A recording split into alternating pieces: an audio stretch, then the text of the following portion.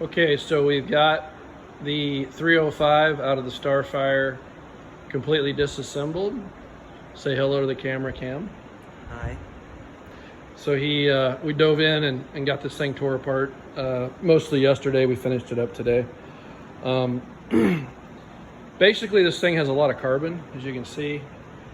A lot of carbon buildup underneath the intake manifold there, and then down in the valley here, it's just really a mess. And we scraped a lot of it out, so handfuls of it, especially in the middle there where the heat crossover goes across the intake manifold. But other than that, the actual components, everything was in pretty good shape. I mean, all the bearings, no spun bearings, no excessive galling or any foreign material ran through them or anything like that. So the bearings actually all look pretty good.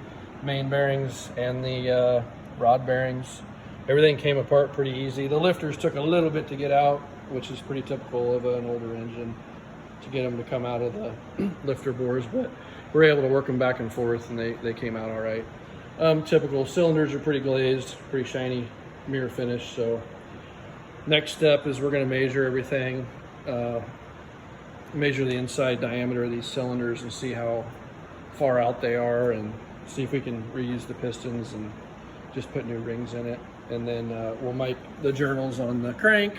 Crank again looks really good. No issues there. No signs of excessive heat or spun bearings or anything like that. Anything weird. So that was refreshing to find. I think the thing just probably maybe they didn't change the oil often enough and probably had short drives where if you don't really warm an engine up really good, they can get a lot of carbon buildup, and that's probably what happened here. One owner car, so I can't imagine they didn't do regular change intervals, but they're from Pennsylvania, so maybe they were using Pennzoil, I don't know. But everything's here.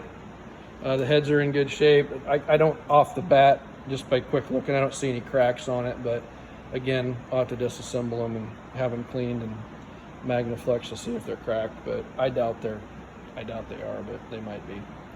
But everything looks pretty good. Looks pretty good. So overall, we're pretty happy with what we found. I knew it was going to be a carbon buildup, but yeah, we can flip it over here real quick. Look at the bottom. Yeah, same deal here. You can see that everything was relatively in good shape.